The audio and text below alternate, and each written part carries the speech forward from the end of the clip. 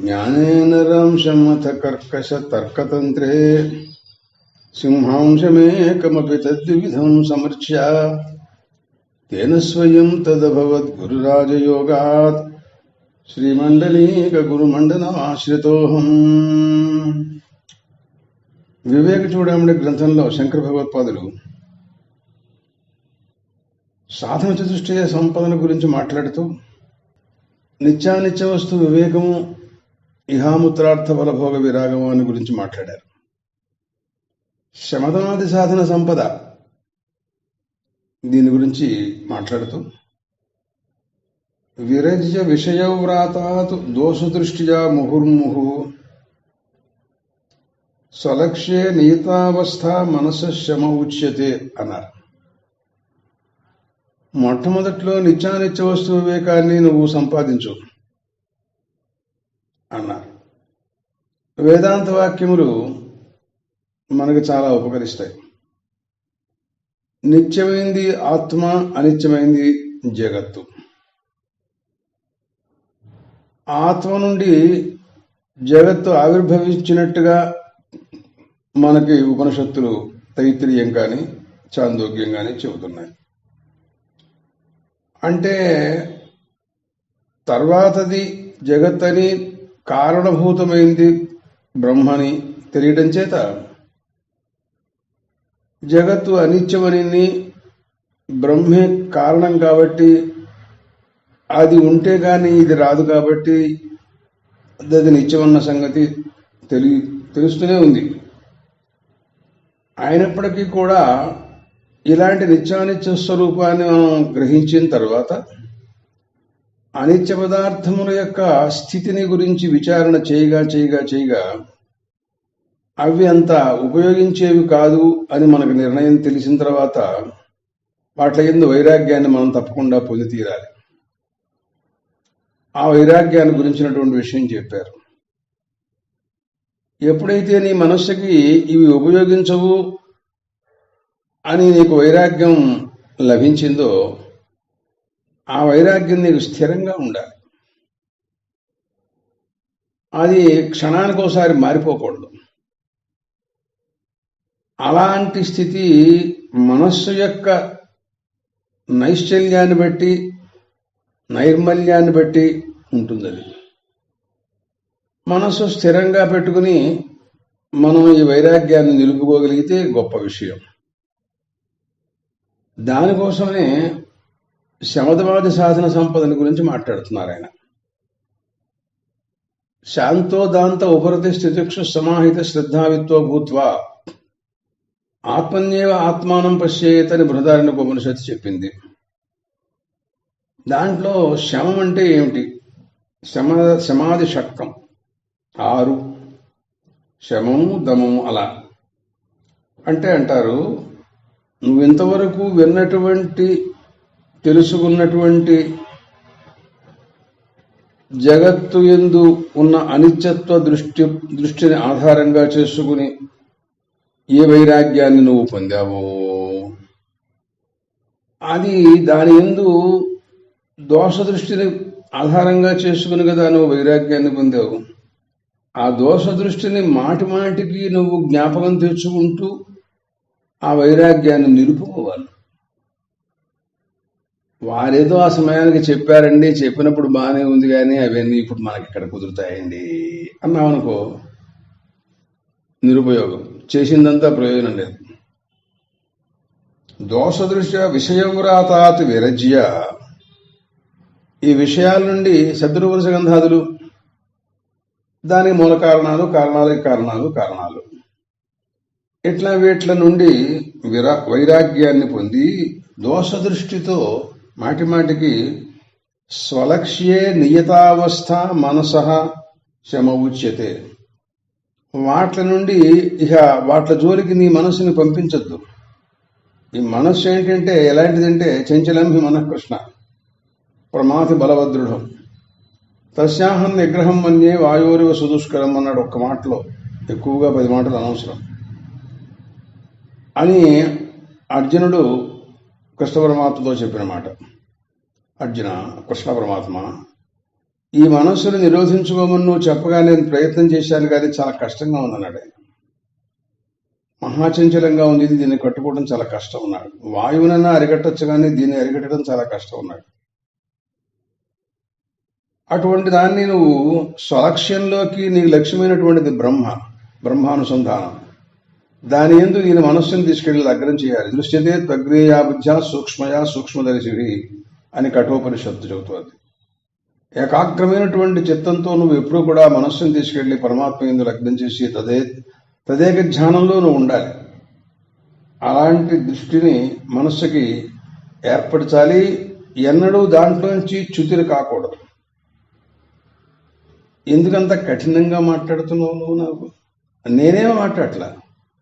నువ్వు నిర్ణయించుకున్న వైరాగ్యంలో ఏ ప్రపంచకుని దృష్టిలో పెట్టుకుని ఇదంతా అనిత్యమని అశాశ్వతమని నిర్ణయించుకున్నావు, ఇంకా ఆ తర్వాత నువ్వు చేయవలసింది ఒకటే బ్రహ్మము కాబట్టి దాన్ని దర్శించుకోవడమే నీకు పని కనుక, అదే నీకు లక్ష్యం కనుక, అదే నీ కర్తవ్యం కాబట్టి దాని యందు నీ మనస్సును లగ్నం చేసుకోమని నేను చెప్తున్నా.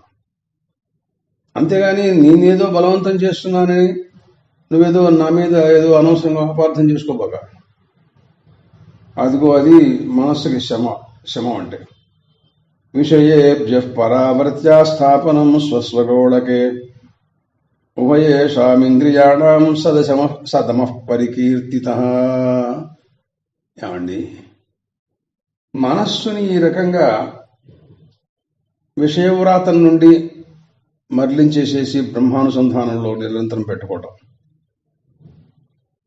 కానీ ఇంద్రియాలు కొంచెం ప్రతికూలంగా ఉంటూ ఉండగా ఈ పని నీకు కష్టమవ్వచ్చు.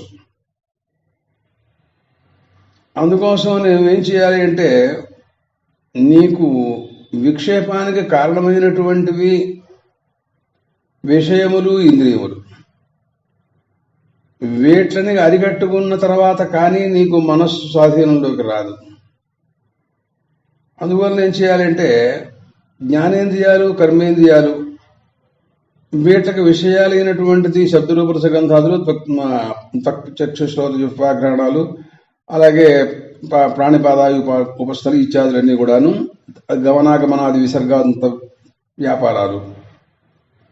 వీట్ల నుండి ఆ ఇంద్రియాలు ఆ వాట్ల యందు ఎక్కువగా ప్రావీణ్యంతో దూకుతూ ఉంటుంటాయి. వాటిని శిక్షించి మీరు మీ స్థానంలో ఉండండి అని చెప్పి ఆ గోళకాలంలోనే వాటిని నిలపటం ఏదైతే ఉంటుందో అది దమము అంటారు. అవి ఏమవుతున్నాయంటే దూకుతున్నాయి విషయాలపైన అడుగడుగున. ఎంతవరం పట్టుకుందామన్నా, ఒకవేళ ఏదైనా నువ్వు బయటికి వెళ్లకుండా తలుపులేసుకుని కూర్చోవచ్చు, కానీ మనస్సుని నువ్వు ఆపలేవు కదా. విషయాలు వస్తే వాటిని తీసేసావు, బయటికి వెళ్తానంటే కొట్టావు, తీసుకొచ్చి లోపల పడేసావు, తలుపు తాళం పెట్టావు. కానీ మనస్సుని ఏం చేస్తావు? మనస్సు అలా ఉన్నా మనస్సు అది ఆలోచిస్తూనే ఉంటుంది. అందువలన వీటిని ముందు నియమించుకుంటే విషయేభ్యః పరావృత్యా స్థాపనం స్వస్వగోళకే.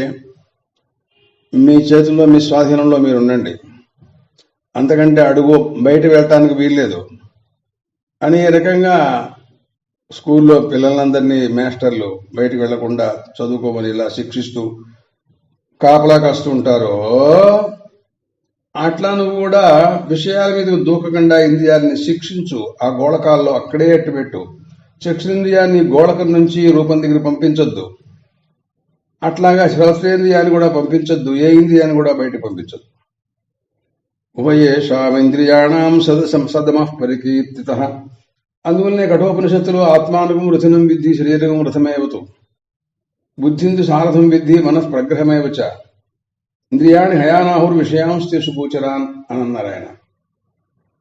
అందువలన ఈ బుద్ధి అనేటటువంటి సారథి ఆత్మానుగం బుద్ధింతో సారథం విద్ధి, ఈ రథాన్ని నడిపించడం కోసం లోపల ఉన్నటువంటి బుద్ధి సారథి, ఈ శరీరం అంతా కూడా రథం. దాంట్లో మనస్సు ప్రగ్రహం, ఇంద్రియాలు గుర్రాలు, విషయాలన్నీ కూడాను గోతులు. అలాంటి పరిస్థితుల్లో జాగ్రత్తగా ఉండాలి అని ఒక హెచ్చరిక కఠోపనిషత్తు మనకిచ్చింది. దాన్నే వీరు ఇక్కడ ఈ రకంగా దమశబ్దార్థ రూపంలో చెప్పారు. ఉపరతి బాహ్యానాలంబనం వృత్తే ఏష ఉపరతిరుత్తమ. అంటే ఉపరతి అంటే అర్థం ఏంటంటే ఏదో తాత్కాలికంగా మనం విషయాలపైన ఏదో కొంచెం జాగ్రత్తగా ఉంటున్నాడు. ఏదో ఒక చోట గీతలో ఒక మాట అన్నాడు. ఒకడికి మామూలుగా ఏదైనా ఆహారం లేక ఏదో కారణాల వలన వాడికి ఇంద్రియ ప్రకోపం లేనప్పుడు శాంతించినట్టుగా కనపడుతూ ఉంటాడు వాడు. కానీ ఆహారం తీసుకున్న తర్వాత మళ్ళీ యథాప్రకారంగా మామూలుగా వచ్చేస్తాడు వాడు. ఇది తాత్కాలికోపరతి అంటారు. అది వాళ్ళు ఏకాదశి ఉపవాసం చేయమని చెప్పారు. ఇంద్రియ ప్రకోపం లేకుండా తాత్కాలికంగా వాడికి కొంచెం శాంతించింది. ద్వాదశి నాడు దీని విలువ తినేశాడు, మళ్ళీ ప్రకోపించింది. అలా కాకుండా ఉత్తమమైనటువంటి ఉపరత నీకు ఉండాలి ఏ విషయం పైన అయినా సరే. అలాంటిది నీకు చాలా అత్యవసరమై ఉంటుంది. దీన్నే తితిక్ష కూడా అని అంటారు. మాత్రాస్పర్శాస్తు కౌంతేయ శీతోష్ణ సుఖ దుఃఖదా ఆగమాపాయనో అనిత్యాస్థాన తితిక్షస్వ భారత గీతాచార్యుడు అన్నారు. మాత్రాస్పర్శాస్తు కౌంతేయ అర్జున, ఇవి ఇంద్రియాలు విషయాలు ఉన్నాయి చూసావా, ఇవేం చేస్తుంటాయి? శీతోష్ణ సుఖ దుఃఖదాహ. ఒకప్పుడు చలికాలంలో ఎక్కువగా ఆయా పరిస్థితిని బట్టి ఎక్కువగా చలి కనపడుతూ ఉంటుంది. భానుడు యొక్క ప్రతాపాధిక్యాన్ని పురస్కరించుకుని ఒకప్పుడు ఔష్ణ్యం మనకి ఎక్కువగా కనపడుతూ ఉంటుంది. అలాగే సుఖం, ఒకప్పుడు దుఃఖం, ఇలాంటివన్నీ ఇస్తుంటాయి, సహజంగా జరుగుతూ ఉంటుంది. ఆగమ అపాయనో అనిత్యాహ, వస్తుంటాయి పోతుంటాయి, వస్తుంటాయి పోతుంటాయి. ఇప్పటికి ఎన్ని సంవత్సరాలు బట్టి ఎన్ని వేసవి కాలాలు వెళ్ళిపోయినాయి, ఎన్ని శీతాకాలాలు వెళ్ళిపోయినాయి. తాను స్థితిక్షస్వ భారత, కంగారు పడమోక, సహనం కావాలి, ఓర్పు, సహించు. అంతేగాని అదేమిటండి ఇలా ఉంది ఇట్లా ఉంది నువ్వు కంగారు పడిపోయి, కంగారు పడితే నువ్వేం చేయగలవు? సూర్యుడు మండుతూ ఉంటే ఆయన్ని నువ్వు ప్రకాశం తగ్గింపజేసి నువ్వేమైనా చేయగలవా? వేసవికాలం నాకు రావటానికి వీల్లేదు, అలాంటివి ఏమైనా నువ్వు చేయగలవా? అట్లాగే శైత్యాధిక్యం, చంద్రుడి యొక్క చల్లదనం ఎక్కువగా ఉందంటే తగ్గించగలవు, నువ్వేమైనా చేయగలవా? లేవు. శాస్త్రస్య గురువాక్యస్య సత్యబుద్ధ్యావధారణ సా శ్రద్ధ కథితా సద్భీయయా వస్తూపలభ్యతే. నాయన మరొకటి, తర్వాత సహనం సర్వదుఃఖానాం అప్రతీకారపూర్వకం చింతా విలాపరహితం సా తితిక్ష నిగద్యతే అని ఇక్కడ వీరన్నారు. భగవద్గీతలో కృష్ణ పరమాత్మ అట్లక్కడ చెప్పారు. వీరంటారు సర్వదుఃఖానాం సహనం అన్నాడు. మహర్షులు తపస్సు చేస్తూ ఉంటారు. శీతాలు, వాతాలు, ఆతపాలు, మరొకటి మినరుతూ వెడుతూ ఉంటాయి, ఎక్కడా ఏం చలనం లేదే. అప్రతీకారపూర్వకం, దాన్ని పోగొట్టుకోవడం కోసం ప్రయత్నాలు చేయటం, అది కూడా ఏం లేదు వాళ్ళకి. నువ్వు అక్కడి నుంచి రేపటి నుంచి వేసవి కాలం వస్తుంది అంటే అక్కడి నుంచి ఏసీలోంచి మళ్ళీ ఇంకో తెరలో, గుడ్డలో, ఇంకో దుప్పట్లో, ఇంకోటి ఏంటిది? చలికాలం వచ్చింది అంటే అక్కడ నుంచి బని పైన చొక్కా, అక్కడి నుంచి కోటు, ఆ కోటు పైన దుప్పటి, ఏంటిది? ఇదంతా ప్రతీకారం చేసుకోవటం, దాన్ని లేకుండా చేసుకోవడం కోసం ప్రయత్నాలు చేయటం, ఏం లేదు, అదే జరుగుతూ ఉంటుంది. అప్రతీకారపూర్వకం చింతా విలాపరహితం, దానికోసం ఊరికి అదే పనిగా దిగజారిపోయి ఏడుపులు పెడబొబ్బులు పెట్టడం, ఊరుకో మాట్లాడమాకు. జరుగుతూ ఉంటాయి, వెళ్ళిపోతూ ఉంటుంది, కాలం వెళ్ళిపోతూ ఉంటుంది. అట్లా నీ దృష్టి ఎక్కడుండాలో అక్కడ ఉండాలంతే. అదిగో అదే తితిక్ష అన్నారు. ఇకపోతే శ్రద్ధని గురించి మాట్లాడుతూ శాస్త్రస్య గురువాక్యస్య సత్యబుద్ధ్యావధారణ సా శ్రద్ధ కథిత సద్భియా వస్తూపలభ్యతే. శ్రద్ధ అనేటటువంటిది ఆస్తిక్య బుద్ధి అంటారు సర్వసాధారణంగా. ఇది ఎలాంటిది అంటే చాలా ముఖ్యాతి ముఖ్యమైనటువంటిది. గురువాక్యం, శాస్త్రవాక్యం. శాస్త్రాలు మనకు ప్రమాణం, ఉపనిషద్వాక్యాలు, దానికి వ్యాఖ్యానమైనటువంటి శంకర భగవత్పాదుల గారి యొక్క భాష్యం. వాటిని మనకు బోధించేటటువంటి గురువు. వీట్ల పట్ల సత్యబుద్ధి నీకు ఉండాలి. నిజంగా ఇది చెబుతున్నదంతా కరెక్టే అంటావా? ఏదో చెప్తున్నాడు లేరా అని అనుకుంటున్నావా?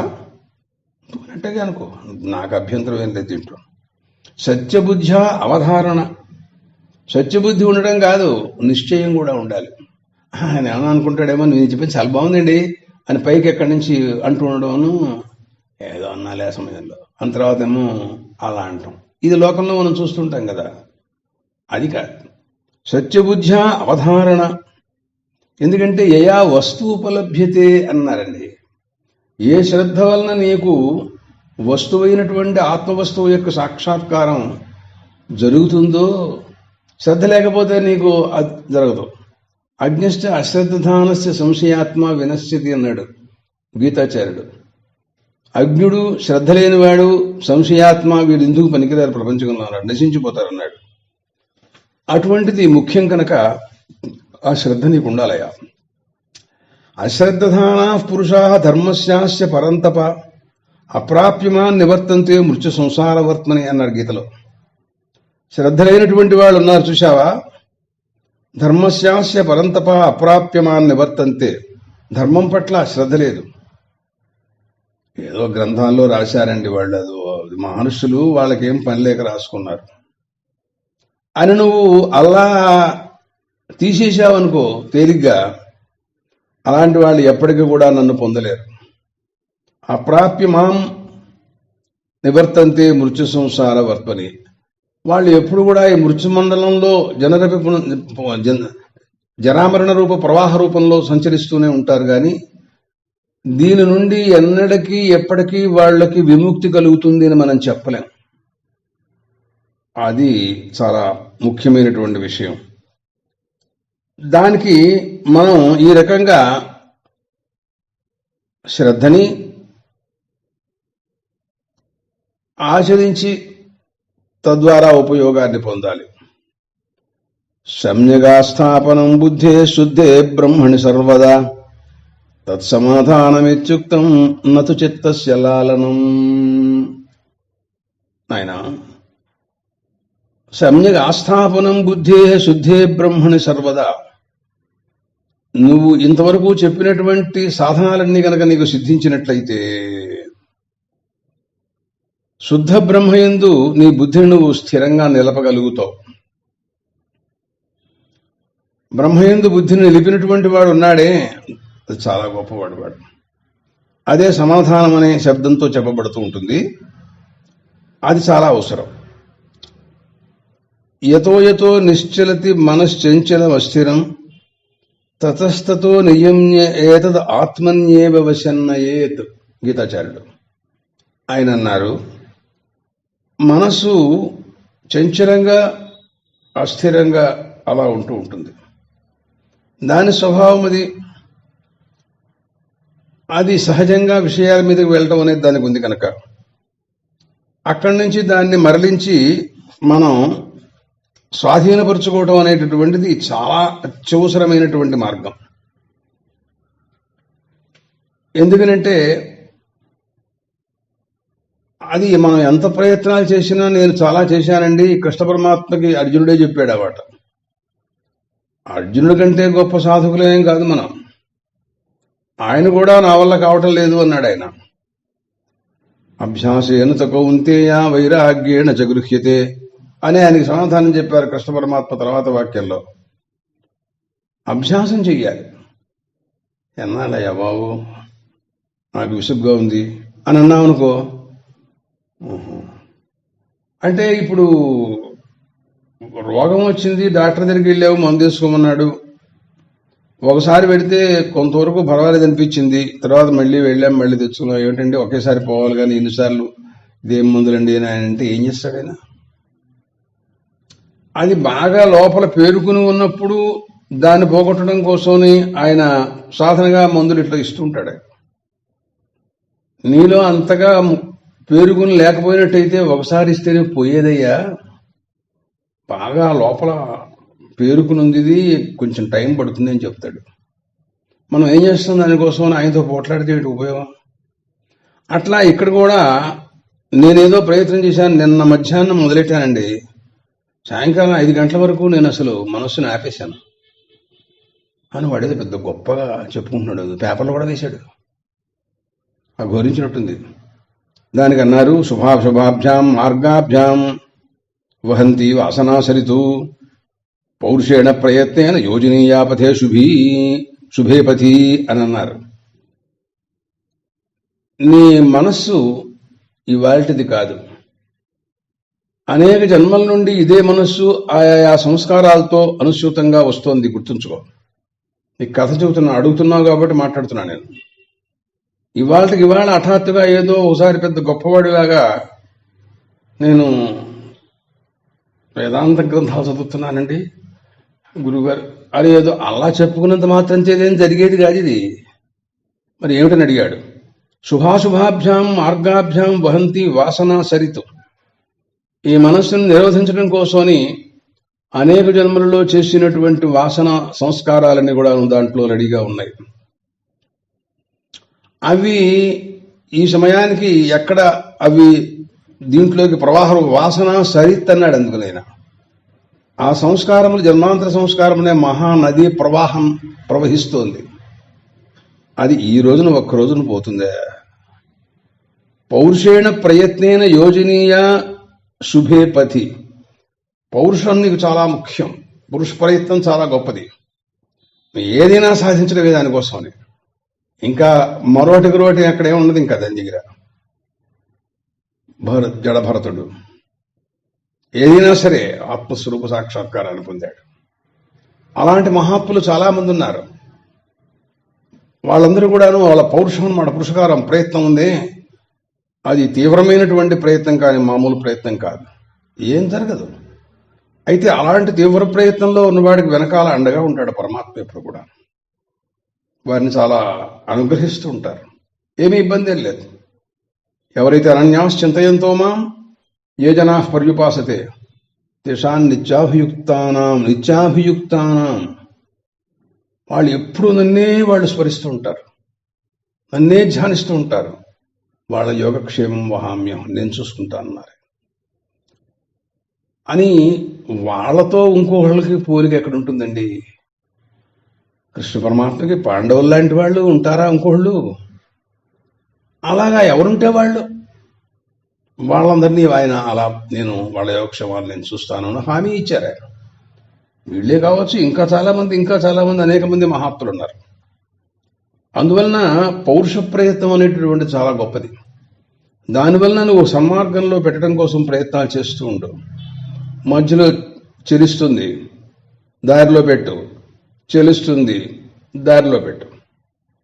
అంతేగాని ప్రయాణం అనుకుంటావా? బయలుదేరావు, దారిలో ఏదో ఇబ్బంది వచ్చింది, తప్పించుకుని మెల్లిగా వెళ్ళు, పైకి వెళ్ళు, అది తప్పించుకుని వెళ్ళి ఇలా వెళ్ళు, గమ్యస్థానానికి చేరుకో.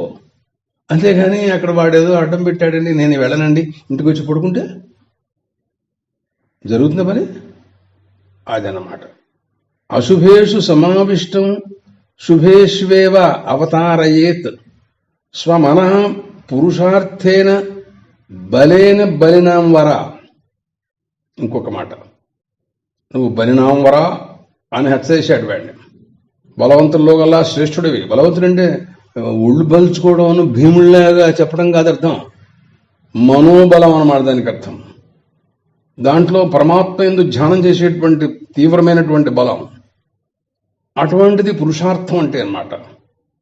దానివల్ల నీ మనస్సుని శుభేశుభేవ అవతారయేతు అశుభేషు సమావిష్టం.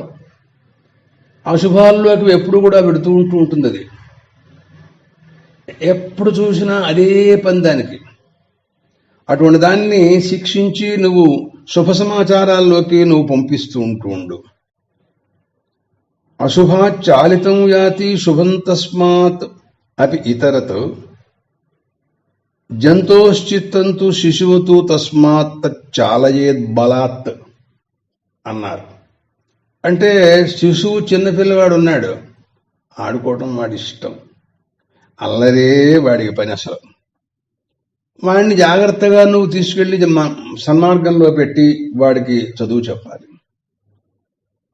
అలాగే జంతువులు, ప్రాణులు, మనం కూడా అంతే, మన మనస్సు కూడా అలాంటిదే. శిశువతు తస్మాత్తు తచ్చాలయేద్ బలాత్ అశుభాచాలితం యాతి శుభం తస్మాదపీదరతు. ఈ రకంగా. కాబట్టి నీ పౌరుష ప్రయత్నం చాలా గొప్పదిగా ఉండాలి. అహంకారాది దేహాంతాన్ బంధాన జ్ఞాన కల్పితాన్ స్వస్వరూపావబోధేన మోక్తుమిచ్చా ముముక్షత. శమధమాది సాధన సంపద అంటే మనం తెలుసుకున్నాం. ముముక్షుత్వం సాధన చతుష్టయంలో 4వది. ముముక్షుత్వం అంటేనే మోక్షవాంఛ అన్న సంగతి మనకు స్పష్టంగా తెలుస్తుంది. అయితే మోక్షవాంఛ అంటే నాకు మోక్షవాంఛితుండో నాకు, నేను ముముక్షుని. కొంతమంది ముముక్షు అని ప్రశ్న ఉంటుంది, ముముక్షు అని రాసుకుంటుంటారు తెలుసా. స్టాంపులు, బయట బోర్డు, నేమ్ ప్లేటు, పేపర్లలో వేయించుకుంటూ ఉంటాం. ముముక్షు, జనాశ్రయము, ఆశ్రమం అని ఇలాంటివి కూడా పెట్టుకుంటుంటారు. పేర్లలోనే ఉంటుంది అక్కడ ముముక్షుత్వం. అదేదో గొప్ప పదం కాబట్టి దానికోసమే ఇది పెట్టింది.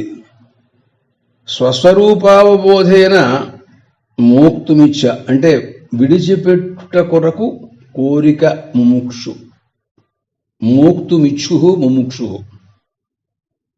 ఏమిటి విడిచిపెట్టుట కొరకు ఇచ్చ అని అంటే, ఏది ప్రతిబంధకంగా ఉంటుందో దాన్ని విడిచిపెట్టుట కొరకు వాంఛ అని చెప్పు.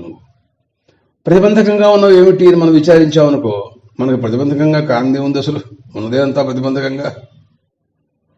అహంకారాది దేహాంతాన్ బంధాన్ అజ్ఞాన కల్పితానుగో ఇవి అన్నాడు. అంతే సింపుల్ గా. ఇంకా వివరణ ప్రారంభిస్తే దీంతోనే సరిపోతుంది సాయంకాలం దాకా. అహంకారాది దేహాంతాన్ బంధాలు, మనస్సుని ఇంద్రియాల యందు, ఇంద్రియాల మనస్సు యందు, అలాగే విషయాలపైన, దానిపైన అక్కడి నుంచి అహంకారం, మమకారం, ఇలాంటివన్నీ బంధాలు ఉన్నాయి కదా. ఇవన్నీ కూడా అజ్ఞాన కల్పితాలు. వీటిలన్నింటినీ కూడాను పరిపూర్ణంగా నీవు విడిచిపెట్టాలి. అప్పుడు నీకు ముముక్షుత్వం సిద్ధిస్తుంది. అన్ని కబుర్లు చెబుతాడు, డబ్బు దగ్గరికి వచ్చేటప్పటికల్లా మాట్లాడు. ఒక ఆయన వచ్చారు స్వామి దగ్గరికి.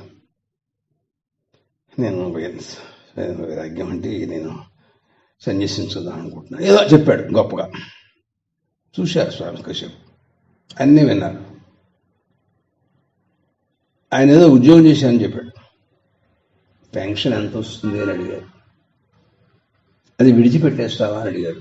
వెళ్ళిపోయినాడు అక్కడి నుంచి. ఏమాయ అదో పెన్షన్ విడిచిపెట్టలేని వాడికి ముముక్షత్వం ఏమిటే? కాస్త ఎంతది డబ్బు, దాని hinదే నీకెంత మమకారమా, ఇంత అహంకారమా?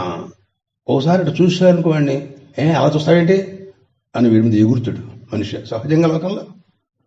ఇట్లాంటి పరిస్థితుల్లో వీడికి ముముక్షత్వం ఏమిటే? అలాగా బంధాలు ఎన్ని కల్పించుకున్నావు?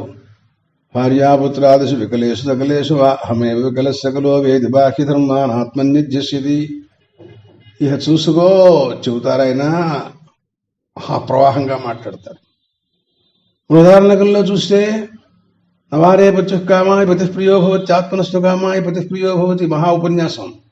నవారే కామాయ దయా జాయాయే కామాయ జాయా ప్రియా భవతి ఆత్మనస్తు కామాయ జాయా ప్రియా భవతి. నవారే పుత్రాణాం కామాయ పుత్రాః ప్రియా భవంతి ఆత్మనస్తు కామాయ పుత్రాః ప్రియా భవంతి. ఏమిటిది? ఇలా కనపడుతూ ఉంటుంటే వీటిలన్నిటినీ నువ్వు అజ్ఞానవశాత్తు కల్పించుకున్నటువంటి కల్పనలే బంధాలే నువ్వు కావాలని చుట్టూరా తాళ్లతో ముడేసుకుని నువ్వు బయటికి రాకుండా నీ అంతటి నువ్వే బంధాలు వేసుకుంటున్నావు, ఎవరు వేయలేదు. వాటిని విడిచిపెట్టు, వాట్లని నువ్వు తెంచుకో.